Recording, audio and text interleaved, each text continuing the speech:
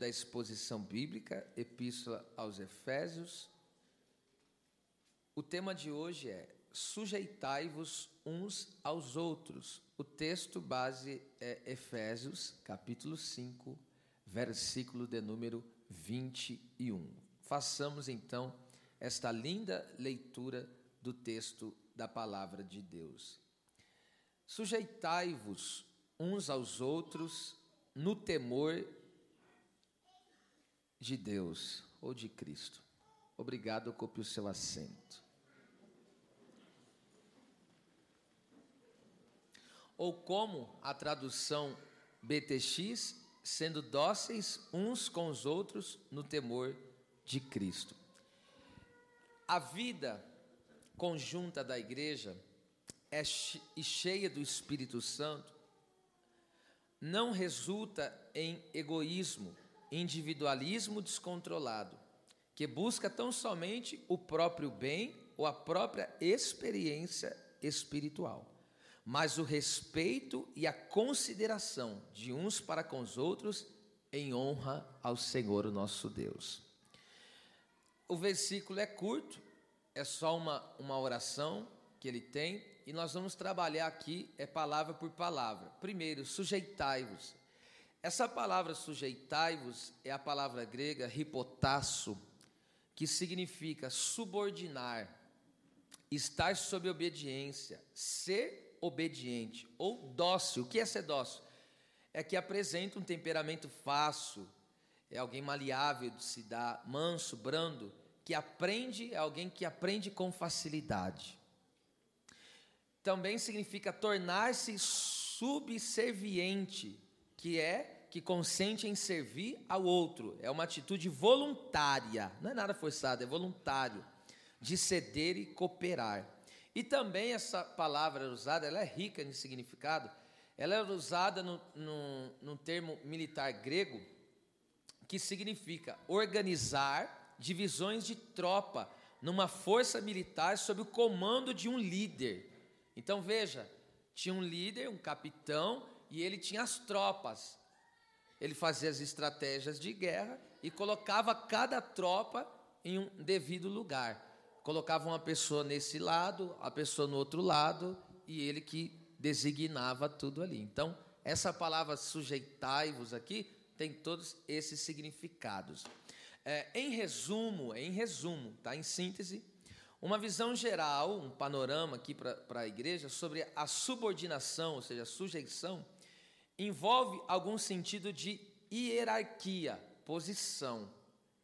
E pode ser sujeição obrigatória, que é aquela compulsória, ou, no caso, a voluntária, tá certo? A Bíblia fala a respeito da sujeição. Primeiro, numa visão, panorama, como eu já disse, resumido. Em Tiago 4,7, a Bíblia diz que nós devemos nos sujeitar a Deus e resistir ao diabo, e ele fugirá de nós. Então perceba isso aqui, que coisa importante. Ser obediente a Deus é ter autoridade e estar preparado para lutar contra o inimigo e vencê-lo. Então toda pessoa que é sujeita a Deus, está subordinado a Deus, é obediente ao Senhor, essa pessoa, ela está revestida da autoridade de Deus. E ela está preparada para o enfrentamento contra o adversário. E ali quando ele fala, o diabo, sabe o que significa? Caluniador, maldizente, aquele que joga um contra o outro, e poderia ser traduzido, aquele que desune. Então essa é uma das obras e propósito do inimigo, é desunir um povo, desunir uma família, desunir um casal, e assim por diante. Só que a Bíblia está dizendo, se nós estivermos em obediência a Deus, fomos subordinados ao nosso Deus, nós vamos ter autoridade, e vamos estar preparados para se opor ao inimigo, e vencê-lo no poder do nosso Deus. Ainda a Bíblia diz em Romanos 8,7 sobre e sermos sujeitos à lei de Deus. Está escrito lá assim, a inclinação da carne, no caso inclinação é frônema, é o que alguém tem em mente, são os pensamentos, os propósitos. Então, quando ele fala inclinação da carne, ou seja, as pessoas que têm pensamentos que não incluem Deus, têm propósitos que Deus não está incluso nele. Então, isso é inclinação da carne. Então, ele diz lá, inclinação da carne é inimizade contra Deus, pois não é sujeita à lei de Deus e nem em verdade o pode ser. Perceba?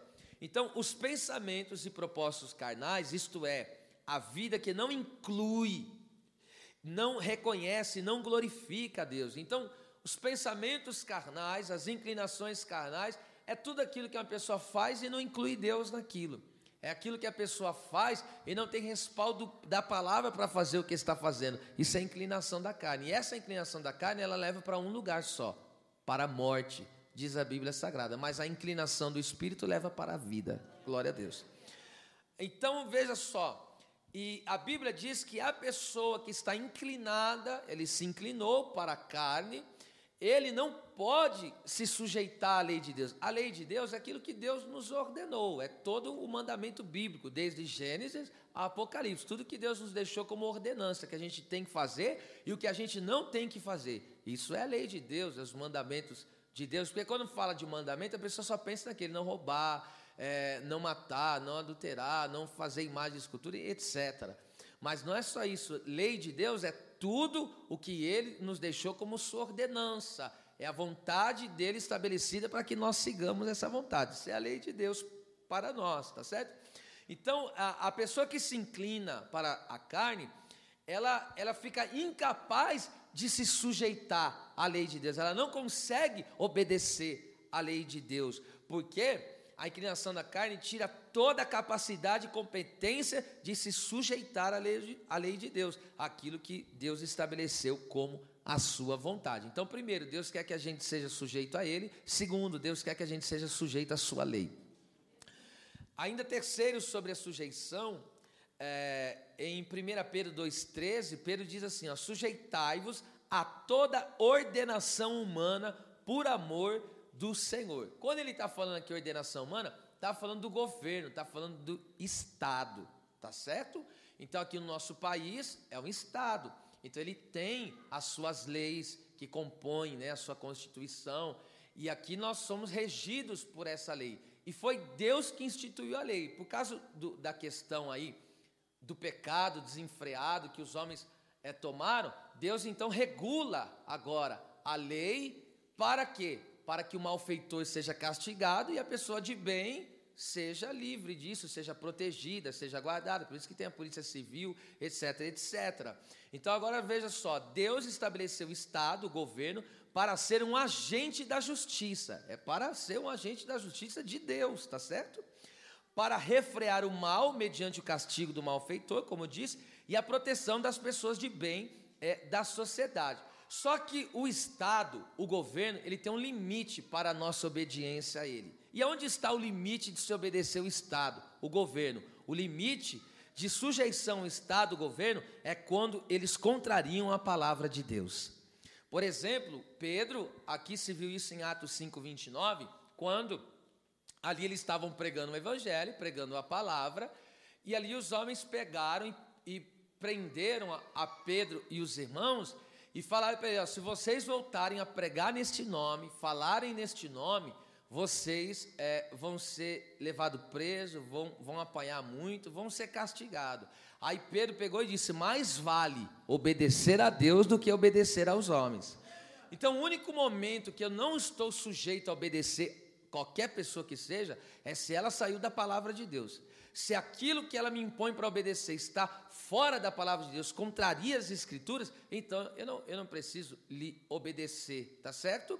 Então, por exemplo, Daniel, um outro exemplo aqui para você entender, Daniel 6, o capítulo 6, versículo do 6 ao 10, a Bíblia diz que foi feito um decreto, e qual é o decreto? Não pode orar, ninguém pode orar, qualquer pessoa que orar durante 30 dias, vai ser lançado na cova de leões. E Daniel foi e quebrou esse decreto humano, era do Estado, era do governo. E Daniel falou, vou ficar 30 dias sem orar? Mas nem por decreto. Tem crente que hoje em dia não precisa nem fazer decreto para não orar, né? Mas Daniel nem por decreto. Na verdade, tem pessoa que você tem que fazer decreto para ele orar, né?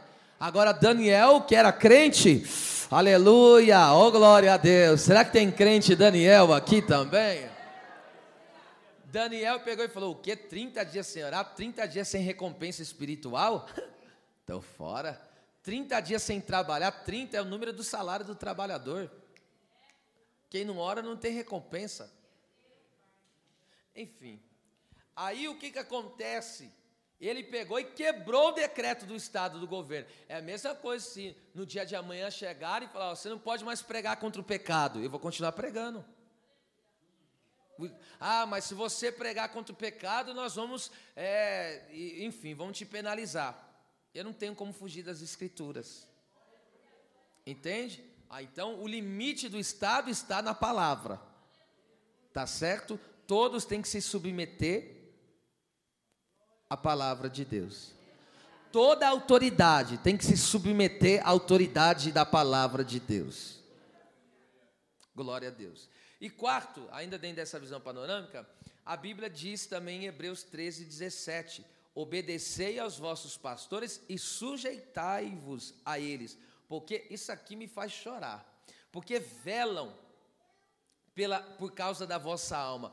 Irmão, a palavra ali, velam, a palavra grega significa estar acordado, vigiar, é estar circunspecto, é olhando de todos os lados, é como que alguém, escute só isso aqui, olha o que a Bíblia diz, por que as pessoas têm que ser sujeitas aos seus pastores, aos seus líderes, porque eles velam pela alma dela.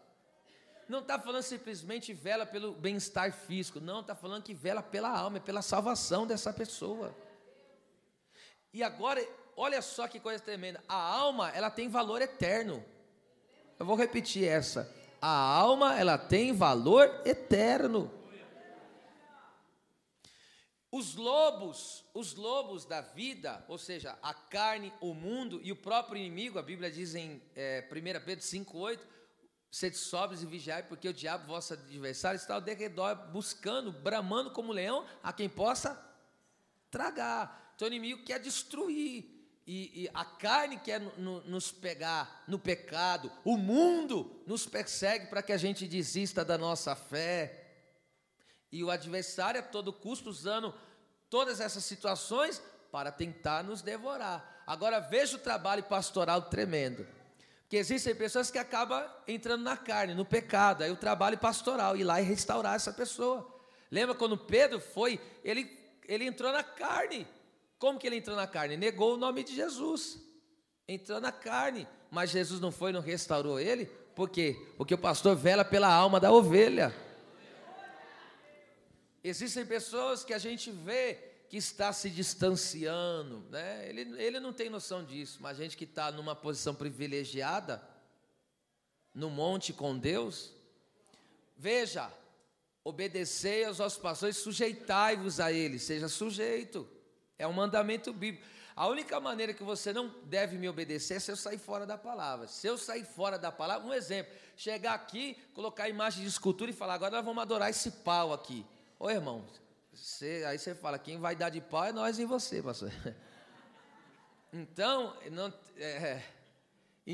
esse não deve ser obedecido jamais. Então você vê, eu estou dizendo, a maior autoridade aqui, é o que eu estou repetindo aqui, a maior autoridade aqui é a palavra. O que regula todas as outras autoridades é a autoridade da palavra. Irmão, é o que eu já disse isso aqui para você, se chegar um anjo é uma autoridade, mas se o anjo chegar aqui e ele contrariar a palavra, nós vamos dar em cima dele. Você fala, você sai fora daqui que você não é anjo de verdade não, você é um demônio, sai fora. E já vamos expelir ele, já vamos repreender ele, porque todos têm que passar pelo crivo da palavra. Glória a Deus, você vê a grandeza da palavra de Deus, irmão? É muito forte isso, hein? Então, o pastor, as ovelhas têm que ser sujeitas a ele, aos seus líderes, porque eles estão acordados espiritualmente. Muitas vezes a ovelha está dormindo, o pastor está lá na madrugada gemendo por ela. Está lá, o pastor de verdade faz isso, enfim, aí cada um com seu chamado. Mas vamos lá, mas aqui nesse versículo eu dei uma visão geral. Eu não citei aqui, por exemplo, os pais são as autoridades sobre os filhos devem sujeição aos pais. Eu não falei dela. E também, por exemplo, a mulher tem que ser sujeita ao seu marido. A Bíblia diz isso, que o marido é o cabeça, a mulher tem que ser sujeita. Mas por que eu não entrei nisso? Porque os próximos versículos nós vamos tratar a respeito dessas coisas. E por isso que eu não entrei aqui. Porque Paulo vai tratar sobre isso profundamente, tá? Então, eu só dei uma visão geral do que é sujeição, subordinação. Mas aqui nesse versículo 21, precisamente, Paulo mostra que todo cristão cheio do Espírito Santo deve ser humilde, submisso, dócil e subserviente, que consente em servir ao outro. É isso que ele está dizendo. A pessoa tem que ser maleável para aprender. A pessoa tem que ser branda, tem que ser mansa. Isso é a sujeição de uns para com os outros. Olha em 1 Pedro que Pedro disse, 1 Pedro 5,5, olha que lindo. Semelhantemente, vós jovens, sede sujeito aos anciões. Antigamente se tratava assim, senhor e senhora. Hoje o jovem não respeita mais não.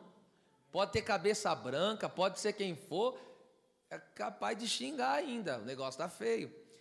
E sede todos, olha lá, e sede todos sujeitos uns aos outros, olha lá, e revesti-vos de humildade, porque Deus resiste, faz guerra aos soberbos, mas dá graça àqueles que são humildes.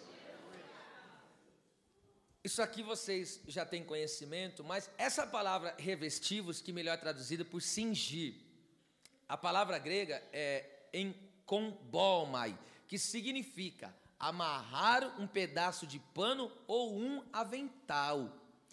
Esse pano ou avental identificava a pessoa como escrava. Todo escravo andava com esse avental e distinguia ele das outras pessoas. Então ele era distinguido por causa desse pano, por causa desse avental.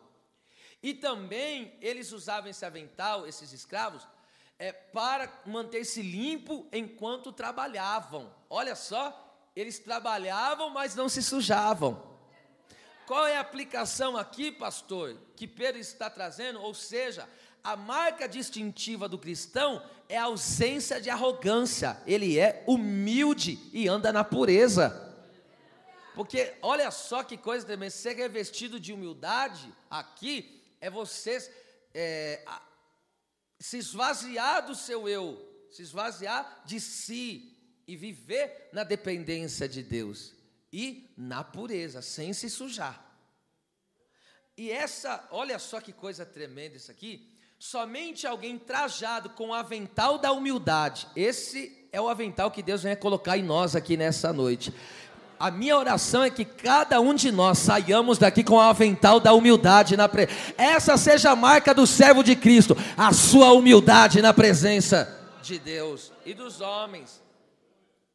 Então, somente uma pessoa trajada com o avental da humildade se colocará à disposição dos irmãos da igreja para servir.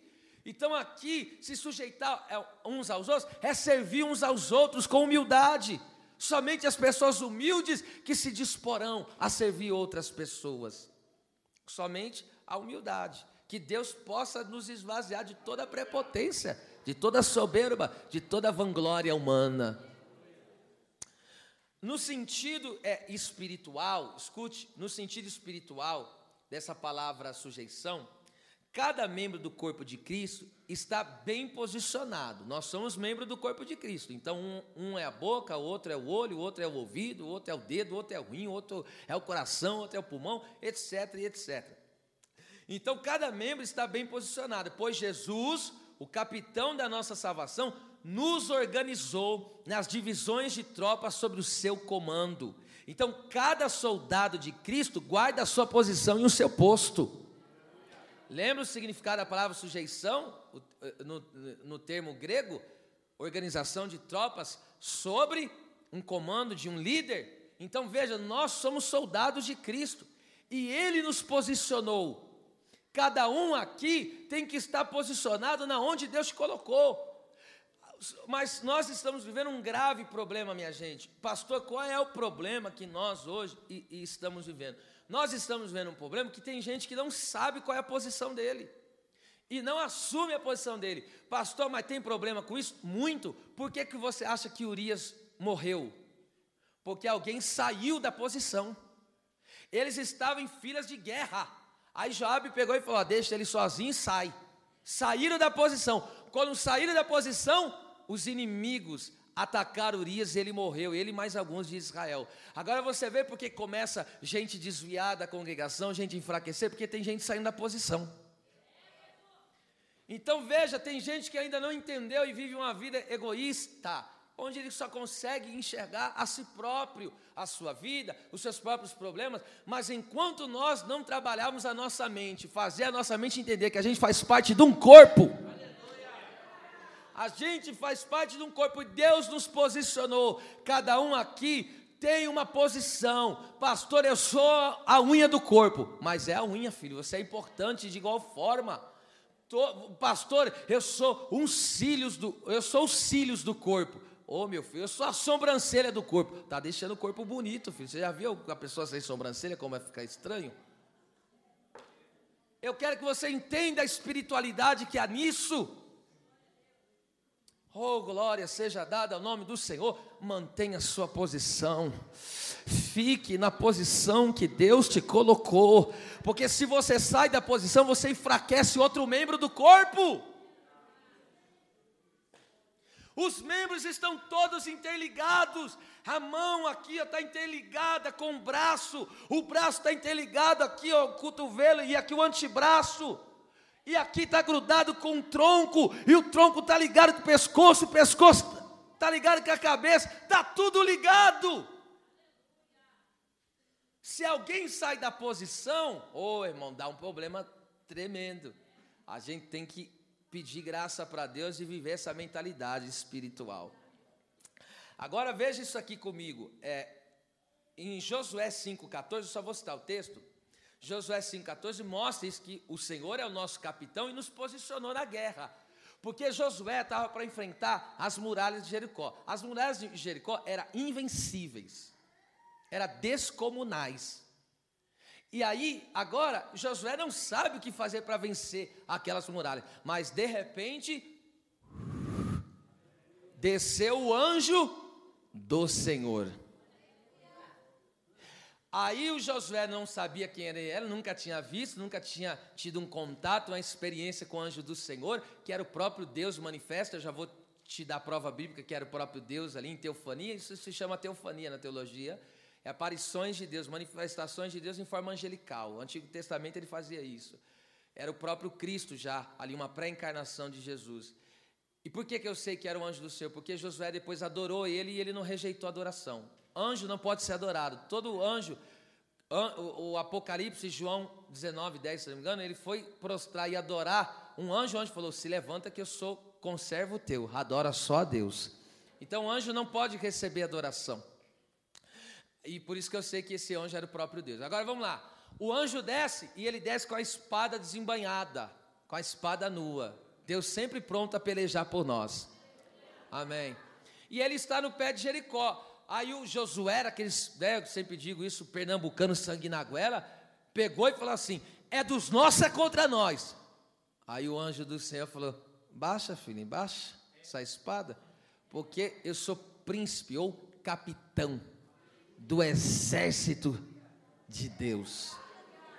E tem mais uma coisa, sabe essa sua sandalinha? Tira ela, porque o lugar que você aqui está pisando é terra santa, porque agora a presença de Deus tomou o lugar, a presença de Deus encheu o ambiente.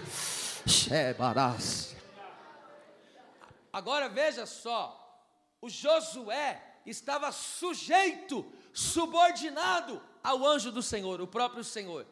E Josué era o principal líder de Israel, ele era o principal líder na época da nação de Israel. Aí sabe o que aconteceu? Ele se subordinou à mensagem do próprio Deus. O Deus direcionou ele, estava sujeito e fez do jeito que Deus ordenou. Só que Josué era o líder do povo e o povo estava sujeito a ele. Veja a hierarquia.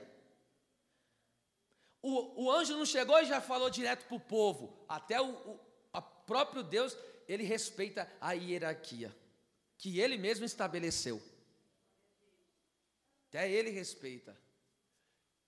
Aí veja só que coisa tremenda. Vamos lá? O próprio Deus falou com Josué, agora Josué pega e fala, aí no capítulo de número 6, agora virando aí depois que o servo de Deus recebeu ali a direção, e agora ele vai passar para o povo, ele está coordenando o povo, o Josué está ali conduzindo aquele povo. Então eu aprendo uma coisa aqui, se cada cristão, ou seja, membro do corpo de Cristo, soubesse de fato a sua posição, e a mantivesse essa posição em atividade, ou seja, a boca tem que falar, o nariz tem que cheirar, a mão tem que trabalhar, o pé tem que andar, ou seja, cada crente na sua função, fazendo a sua posição que Deus te colocou. Aí, trocando em miúdos, Deus te chamou para interceder, por que você não está intercedendo? Deus te chamou para evangelizar, então evangeliza. Deus te chamou para ajudar, então ajuda. Deus te chamou para limpar, então limpa. Deus te chamou para organizar, então organiza. Então, cada um na sua posição. Agora perceba, oh meu Deus do céu, se cada um se mantivesse na sua posição assim, a obra de Deus cresceria, o corpo de Cristo seria edificado e o nome de Deus seria glorificado. Porque agora o que acontece? Josué pega e fala para os homens de guerra, 6:3, os homens de guerra em tal posição, os sacerdotes, verso 4, tal posição, e no verso 10 ele falou, o povo em outra posição, cada um tinha uma posição. Então o obreiro tem a sua posição, o líder tem a sua posição, o membro tem a sua, cada um na sua posição. E aí qual foi o resultado? Todo mundo cumprindo bem o seu papel, todo mundo cumprindo bem a sua posição. Quando chegou na última volta, agora todo mundo age junto, grita. Eu acredito que o grito deles foi um grito de glória a Deus. E o sacerdote tocara a buzina e o povo veio no brado. E quando bradou, pum, não ficou de pé aquela muralha. Porque é assim, quando a igreja está unificada, como um corpo só, as muralhas que vão aparecendo no meio da vida do povo de Deus, ou contra a igreja mesmo, essas muralhas começam a cair. Então uma palavra profética para a sua vida é essa, mantenha a sua posição.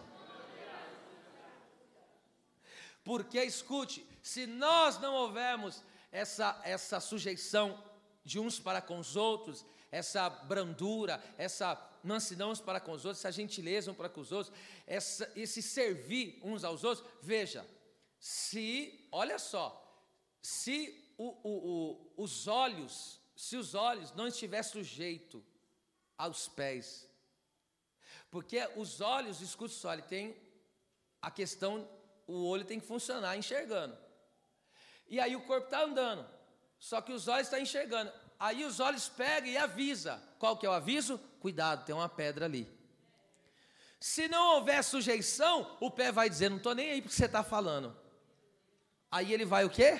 Tropeçar. Aí quem que sofre? Só o pé, né? Não, todo o corpo sofre. Tá vendo quando falta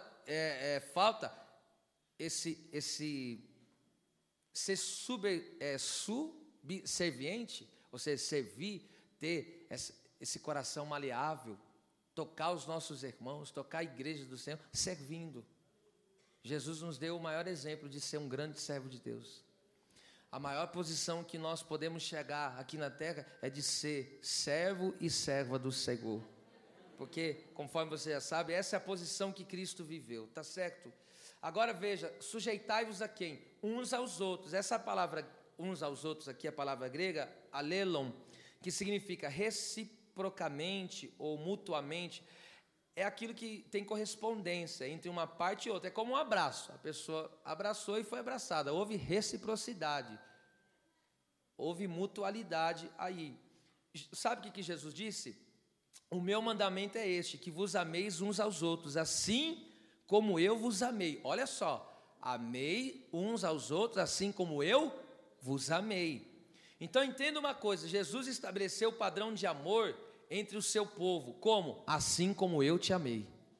Assim como eu amei vocês, eu estabeleci um padrão. Do jeito que eu amei vocês, agora vocês devem amar uns aos outros. Há um padrão estabelecido pelo Senhor. E como que Jesus, aí vem a pergunta, e como Ele nos amou? Servindo, se entregando e carregando o peso que era nosso. Jesus tinha que carregar algum peso dele? Não, todo o peso que ele carregou, o peso da culpa, era nossa. Só que ele pegou e falou, eu te amo. Então o que eu vou fazer? Vou carregar o teu peso. Isso aqui é um estudo hoje que eu percebo, não arranca muito glória. Por quê? Porque ainda há muito egoísmo no nosso meio. Há muito egoísmo no nosso meio. Por isso que há dificuldade das pessoas se manifestarem com alegria. Aleluia. Em mensagem de maturidade espiritual como essa. Porque aqui Deus está nos chamando para uma responsabilidade. Para uma vida cristã autêntica. Vamos lá, pega isso aqui, ó. Olha o que diz em Gálatas 6:2. Escute isso aqui, Gálatas 6:2. Olha lá. Levai as cargas, o peso, uns dos outros, e assim cumprireis a lei de Cristo. Olha só, minha gente, vamos lá. Se você não se alegrar com essa palavra, eu não sei mais o que pode te alegrar. A palavra levai aí poderia ser traduzida carregai também. É bastadzo, que significa pegar a fim de carregar. Você pega algo, coloca aqui nos ombros e leva. Só que a Bíblia está dizendo, não é simplesmente para mim carregar o meu peso somente. A Bíblia está dizendo, levai o peso um dos outros. Logo, é o que eu digo, o meu irmão é sim problema meu. A dificuldade do meu irmão é sim problema meu. Se alguém te ensinou que você não deve nem olhar, nem dar atenção para que o outro está passando dificuldade, se alguém te ensinou isso, está totalmente fora do Evangelho. O Evangelho está nos ensinando aqui a carregarmos os pesos um dos outros. Você tem uma dificuldade? Essa dificuldade não é sua somente.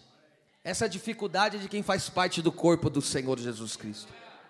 E aí o que acontece? Nós temos que aprender a comprar a briga um dos outros. Pega isso aqui agora.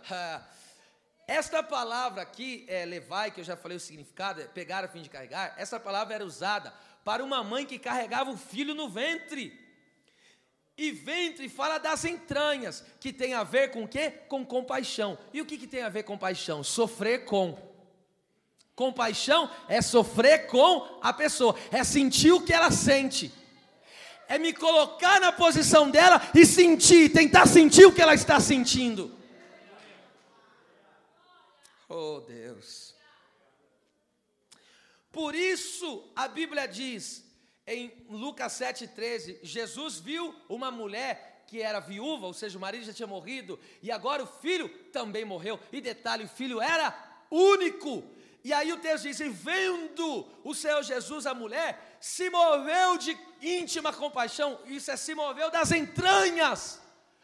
As suas entranhas se moveram. Jesus se condoeu dela. E sabe o que Jesus fez? Jesus se colocou na posição dela. Então veja o que fez Jesus se mover. Jesus sentiu o que aquela mulher estava sentindo. Oh meu Deus, e como assim Jesus, ele se colocou na situação dela, sofreu com ela. Como assim, pastor? Jesus não é filho único que iria morrer? Jesus é o filho único que iria morrer. Ele falou, eu sei a dor que ela está passando, porque eu vou ter que passar por isso também. Ah, pelo amor de Deus. Eu sei o que é um filho único que se perde. Eu sei a dor da perda do filho único. Então ele pegou, como ela viu, agora veja, como que ele entregou o filho para aquela mulher. Entregou vivo, entendeu? Ele viveu a antecipação do que ele ia passar. Primeiro ele ia morrer, depois ia ressuscitar e ia voltar vivo para o pai. Ele se colocou inteiramente,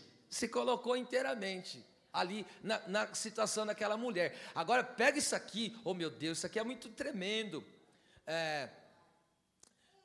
Somente a pessoa que se coloca na posição da outra é que vai carregar nas entranhas. Vai carregar nas entranhas. O que é carregar nas entranhas? Entranhas é lugar que você gera. Ou seja, a pessoa vai gerar na oração. A pessoa vai carregar aquele crente na oração, ajudando, estendendo a mão. Então eu vou repetir, somente a pessoa que se coloca na posição da outra é que vai carregar nas entranhas a carga, até esse socorro, esse milagre vir à luz. Então carregar é como uma mãe que está carregando o seu filho. E por que uma mãe carrega um filho sem reclamar no ventre? Porque o ama. Aleluia, vou repetir de novo. Por que uma mãe carrega 9 meses o filho na barriga? Porque ele está pesado, está trazendo peso, está inchando todo o corpo. Mas aquela mãe ama aquele bebê. Só quando a gente amar o nosso irmão é que a gente vai carregar o peso.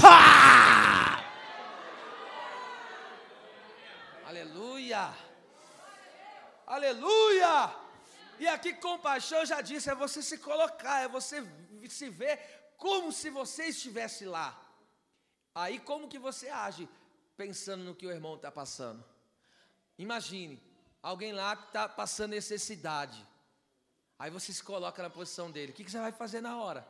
Você vai se mover de compaixão. E o que é se mover de compaixão? Fazer alguma coisa para ajudar, para socorrer. Mais compaixão no nosso meio.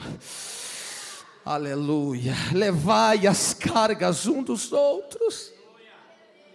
Eu não consigo entender pessoas que muitas vezes se fecham, se isolam, aí vê lá, está com problema de saúde, e aí como se os outros irmãos falam, problema é de quem está, eu tenho já os meus problemas. Não, o problema da pessoa não é o problema dela, é nosso.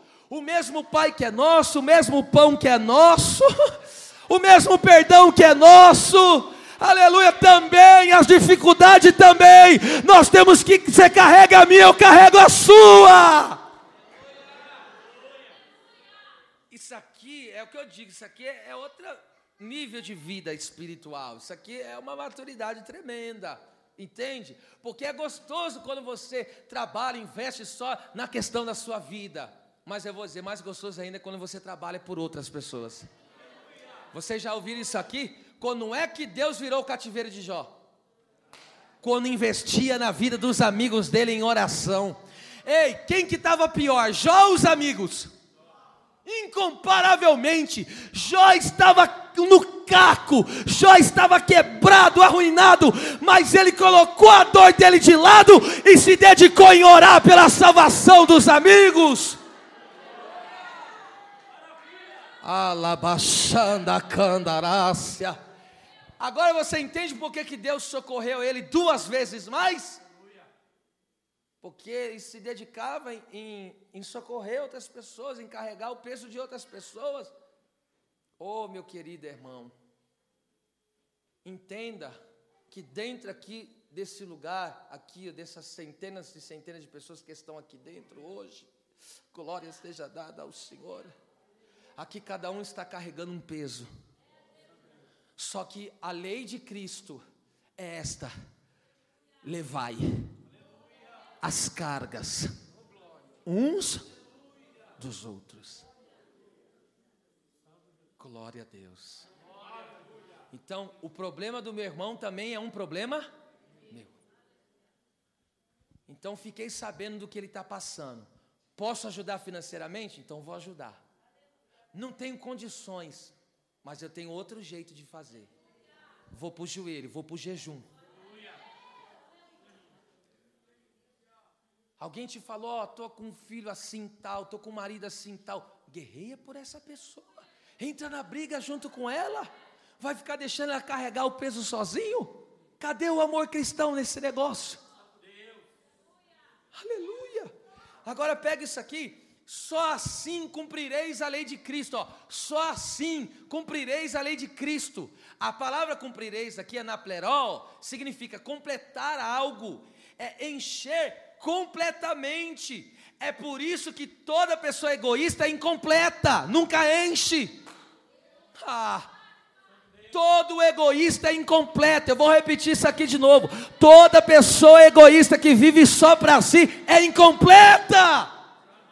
Você só vai encontrar o caminho da felicidade o dia que você estender a mão para socorrer outros.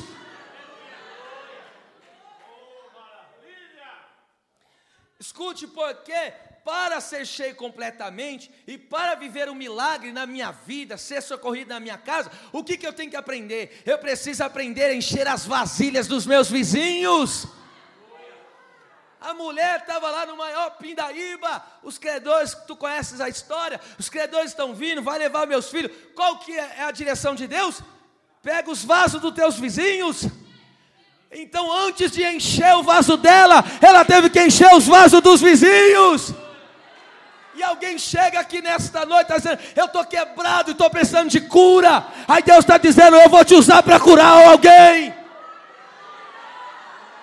Já pensou? Aí chega o pregador que vai pregar na noite, ele fala: estou quebrado, não vou pregar.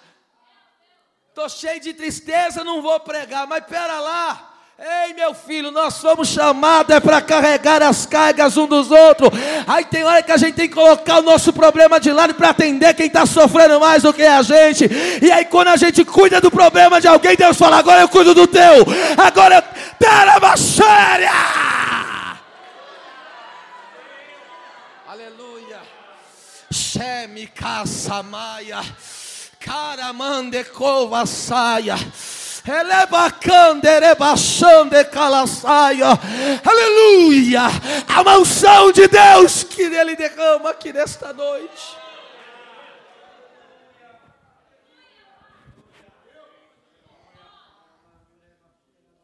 Glória a Deus, glória seja dada ao nome do Senhor. Ah, meu Deus, oh meu Senhor amado. Veja, assim cumprirei. Só assim você vai ser completo. Só assim vai encher completamente. É levando a carga de alguém. Ei, você tem problema? Não precisa nem perguntar isso, né, irmão? Você tem. Mas eu vou te dizer, tem pessoa que aqui dentro está passando pior do que você. Sabe o que você faz? Pelo menos por um pouquinho. Esquece um pouco de você. E agora se dedica por outra pessoa. Porque Deus está dizendo: enquanto você prioriza alguém, eu priorizo você.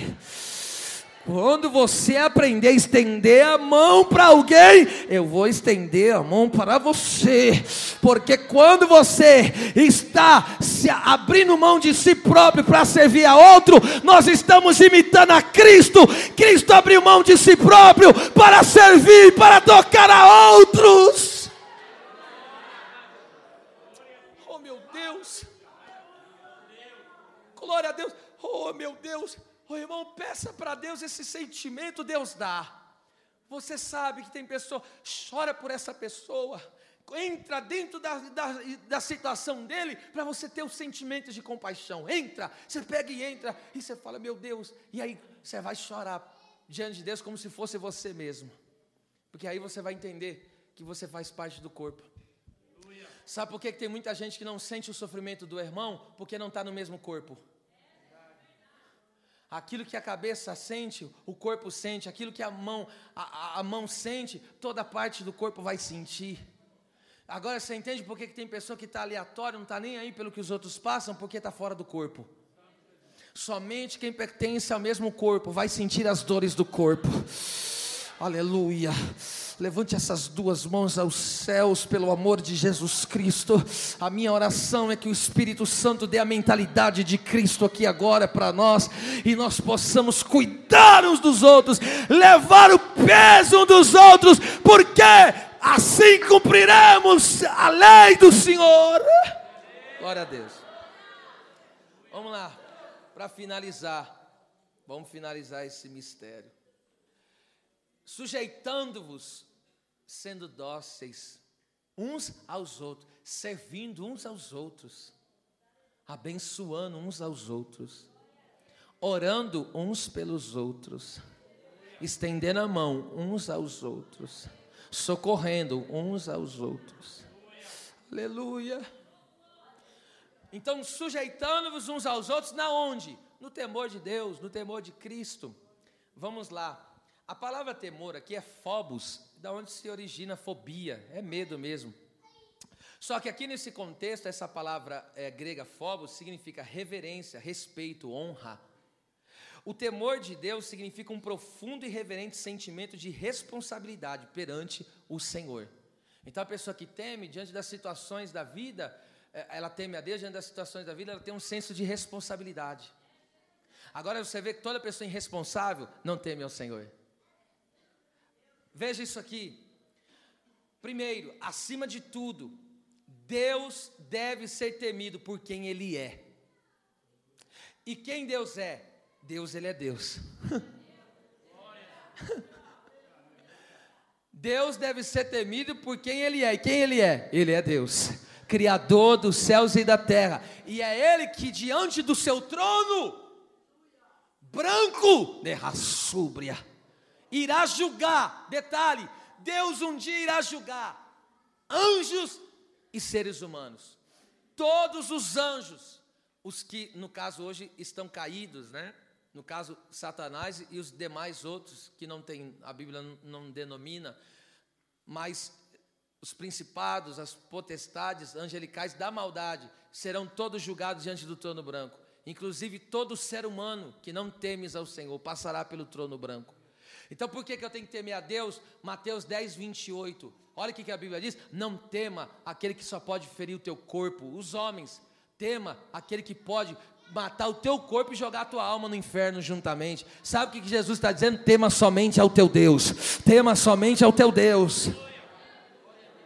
Reverência, respeito, honra ao Senhor Deus. Agora escute que coisa tremenda aqui. Então todo ser humano tem que entender, um dia comparecerá diante do trono branco do Senhor. Isso deve causar, olha só, um temor dos grandes mesmo. Porque imagine que ninguém vai escapar. Irmão, ninguém escapa do Senhor, ninguém. Davi, lembra quando Davi compõe o Salmo 139? Ele falou: se eu for no céu, se eu for lá no Sheol, no abismo, Deus está em todo lugar. Agora imagine o Deus que conhece todos os meus pensamentos, desde quando eu nasci até quando eu vou morrer, conhece todas as minhas atitudes. Eu vou ter que comparecer diante dele e dar conta de cada palavra que sai da minha boca? Isso é no mínimo, é reverência total diante de um Deus como esse. Agora imagine a pessoa que não teve as suas culpas, os seus pecados perdoados por Cristo, comparecer diante de Deus com culpa. Irmão, Deus é um juiz que não tem como barganhar com Ele. Ele é um justo juiz. É o que eu disse: se Deus não condenasse as pessoas que vivem em pecado, Ele seria injusto. E por isso que Ele condenará as pessoas, porque Ele estabeleceu uma lei e Ele segue a lei que Ele estabeleceu. E Deus criou o que? O inferno como a sentença máxima. Essa é a sentença máxima.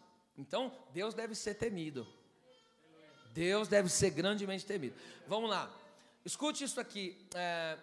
A pessoa aprende a temer a Deus quando tem um encontro pessoal com Ele. Por que existem pessoas que não estão nem aí? Você fala de inferno, ela não está nem aí, não está nem ligando. Uma está enganada pelo diabo. Ela fala: eu não tenho medo, não tenho. E por quê? Porque ele ainda não teve um encontro com Deus. Toda pessoa que não... Aí ele debocha, a pessoa debocha, fala: estou nem aí, pode acontecer o que for. Mas se acontecer o que ele está debochando mesmo, que Deus tem misericórdia.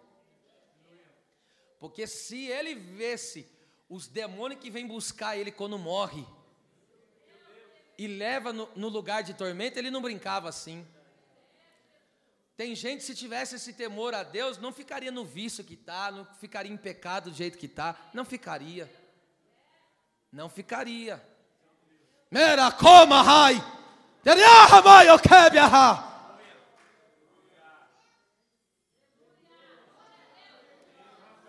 Lucas 5, irmão, Deus deu um negócio aqui. Lucas 5, 8 ao 10. Veja a experiência pessoal que Pedro teve com Deus. A pescaria que Pedro viveu foi algo sobrenatural. Olha o que Pedro falou: ausenta-te de mim, eu sou um homem pecador. Porque a Bíblia diz que o espanto, o medo se apoderara dele. Olha só, quando ele viu a grandeza de Cristo, ele temeu. Toda pessoa que tem encontro pessoal com Deus teme. Vamos aqui para a gente concluir. Essa aqui na revista atualizada, essa é a versão que nós vamos ler agora, 1 João 4,18. Escute isso aqui é muito profundo, que nós vamos encerrar agora. Dobre atenção. No amor não existe medo. Olha lá. No amor de Deus não existe medo. Antes, o perfeito amor, o amor completo, lança fora, joga fora todo medo. Ora, o medo produz tormento. Como assim que o medo produz tormento? É a pena, porque a pessoa sabe. A pessoa que está com medo é porque ela fez alguma coisa. Você já viu o ditado: quem não deve não teme? A pessoa, quando tem débito com Deus, está devendo diante do Senhor, está em pecado, essa pessoa vive um tormento na vida dela. O medo está atormentando a vida dessa pessoa. Está certo? Agora olha só. Logo, aquele que teme não é aperfeiçoado no amor. Agora vamos lá. Olha que coisa profunda aqui que nós vamos aprender. Aperfeiçoar aqui no caso significa acrescentar o que ainda está faltando, a fim de tornar completo. Então só o amor de Deus para nos preencher, nos completar. Tá certo? Agora pega isso aqui e não esqueça mais. Quando o amor de Deus revelado em Cristo nos completa, já não há mais nada o que temer. Eu vou repetir. Quando o amor de Deus que é revelado em Cristo Jesus, olha só, quando esse amor de Deus é revelado, o revelado de Deus em Cristo nos completa, já não há mais o que temer. Por isso que é o cântico da vitória, Romanos 8, do 31 ao 39.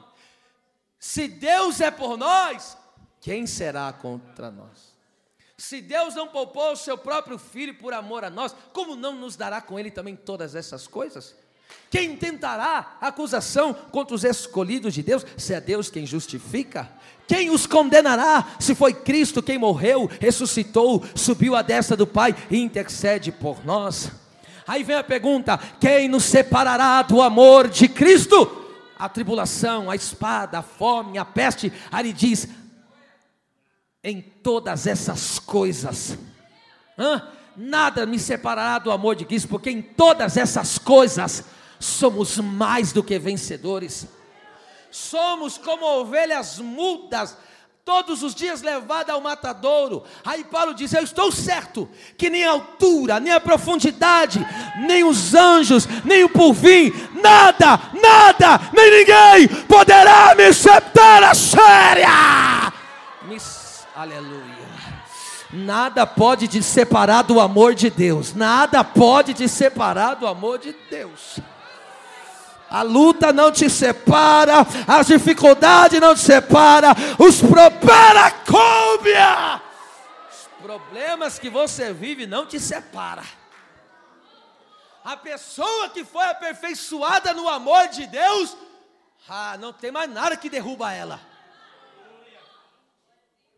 Por quê? Porque o amor faz o que com medo? Joga ele fora. Está com medo do quê? Aleluia! Se você recebeu o amor de Deus revelado em Cristo, já não há mais nada o que temer. Pergunta para um crente fiel, cheio do Espírito Santo, se ele tem medo da morte, para ver.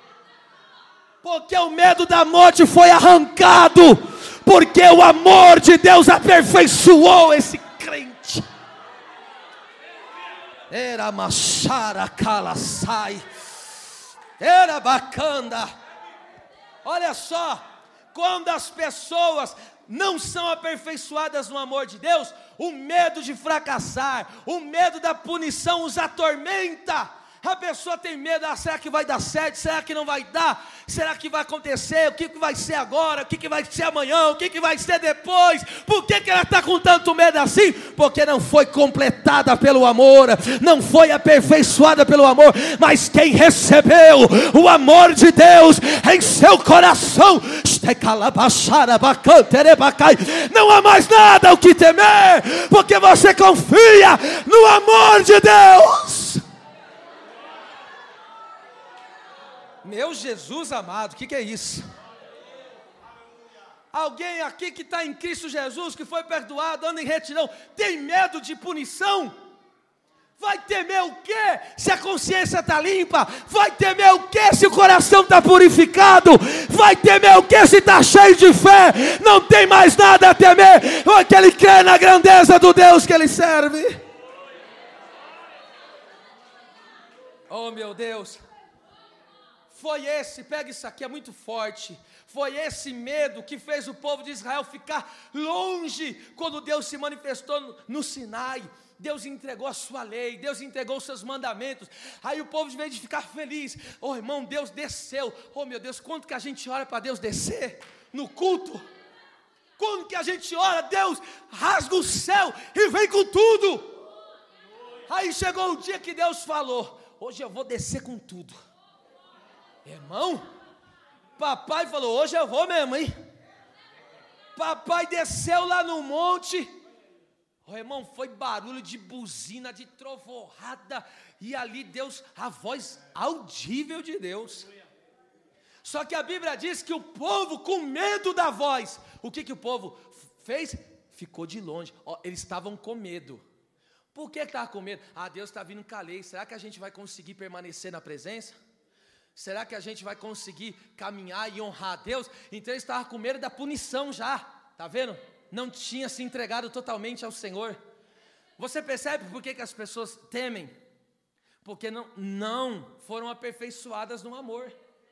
E por não ser aperfeiçoada no amor, está com medo de ficar sozinho, está com medo de ficar solitário, está com medo de perder, está com medo de não ter, está com medo de padecer. Por quê? Porque ainda não foi aperfeiçoado no amor. Porque quem foi aperfeiçoado no amor de Deus, sabe que Deus não abandona ninguém.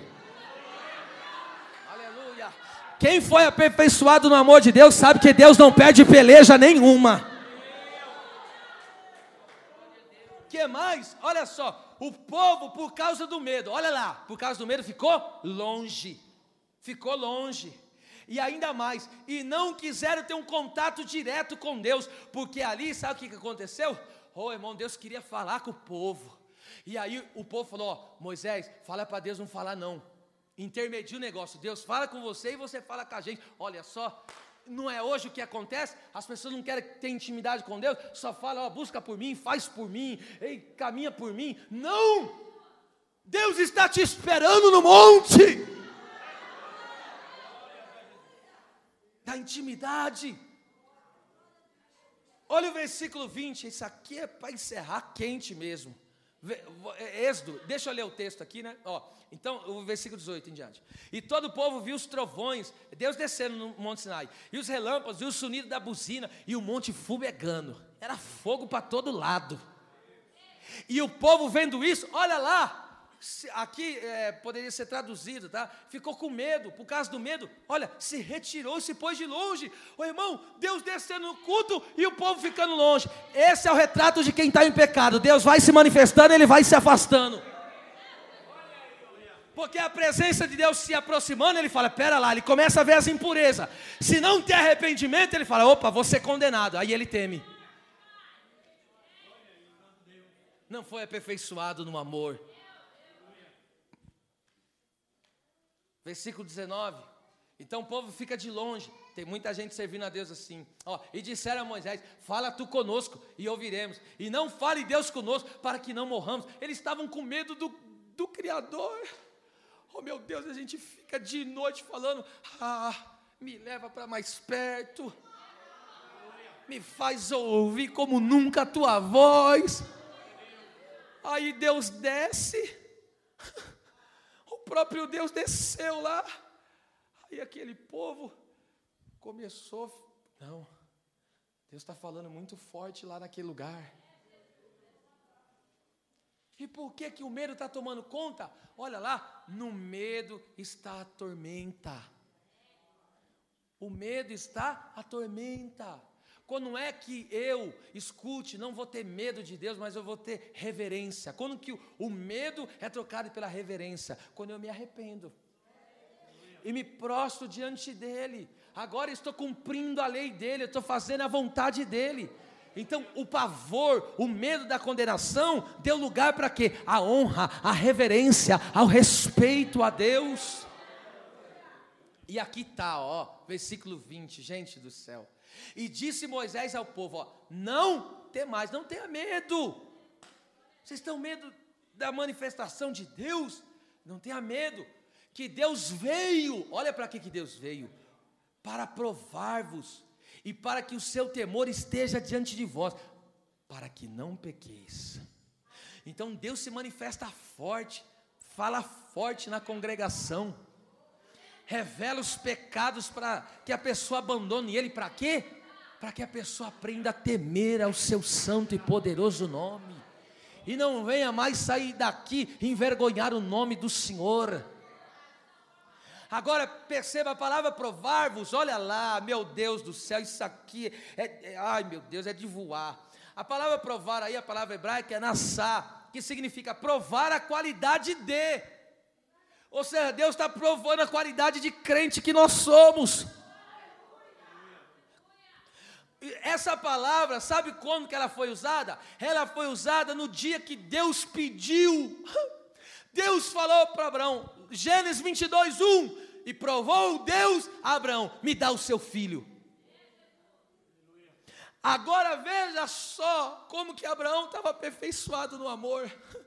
Por que Abraão não teve medo de perder o filho dele? Por quê? Por que Abraão não temeu perder o filho dele? Por que ele não tinha medo de perder o filho? Por que, minha gente, que ele não estava com medo de perder aquele filho? Porque o amor lançou fora o medo. Ele mesmo disse, Deus falou que esse meu filho é uma promessa. Deus falou que esse meu filho é uma bênção.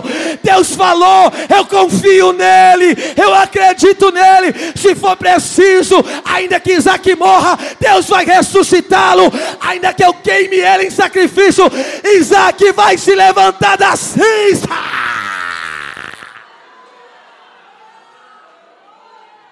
Aleluia.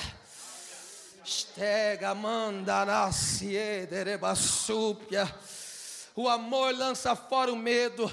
Deus hoje vai pegar essa desconfiança, Deus vai pegar esse receio, Deus vai pegar esse medo que você está de fracassar, de se perder, de achar que na tua vida não vai dar certo. Você pode estar hoje num processo, a tua casa pode estar uma bagunça, o teu marido fora da presença, a tua esposa não quer saber de nada de Deus, os teus filhos nem se falam, está para lá de Bagdá, mas aí você não tem medo que eles vão perecer, que eles vão queimar no inferno. E por que você tem tanta segurança assim? Porque o amor que queima aqui dentro, pegou o medo e jogou fora. Levante as duas mãos para o céu. Eu vou te dar 30 segundos só para você desfrutar da comunhão com o Espírito Santo. Eu vou deixar você adorar com línguas estranhas, com glórias e com aleluia. Não tenha medo de fracassar, não tenha medo. A situação que você vive hoje não é o fim, não determina o que vai ser o fim da história, porque para aquele que ama, para aquele que foi aperfeiçoado no amor, sabe que Deus não falha nas suas promessas.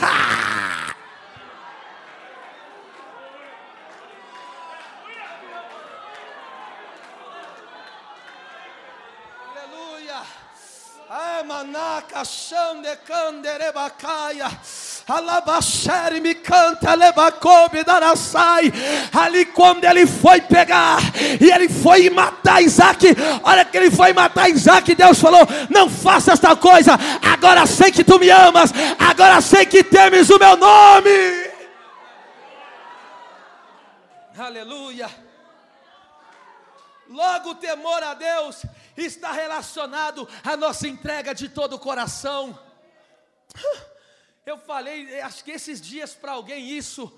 Ai, oh meu Deus, o temor está relacionado a uma entrega total a Deus. Você não entregou sua vida para Deus? Você não entregou seu relacionamento para Deus? Você não entregou tua casa para Deus? Agora seja aperfeiçoado no amor. O teu fim não vai ser uma tragédia. O teu fim não vai ser desastroso. Tem gente que não está entendendo. O teu fim não vai ser um fracasso. O teu fim não vai ser caído, prostrado na lamaçal do pecado. Não é esse o teu fim. Porque hoje o amor de Deus pega você de jeito. O amor de Deus te enche por inteiro. O amor de Deus te completa. E o que está acontecendo com medo? Pega aí, ó, todo medo e faz assim, ó, está sendo lançado fora.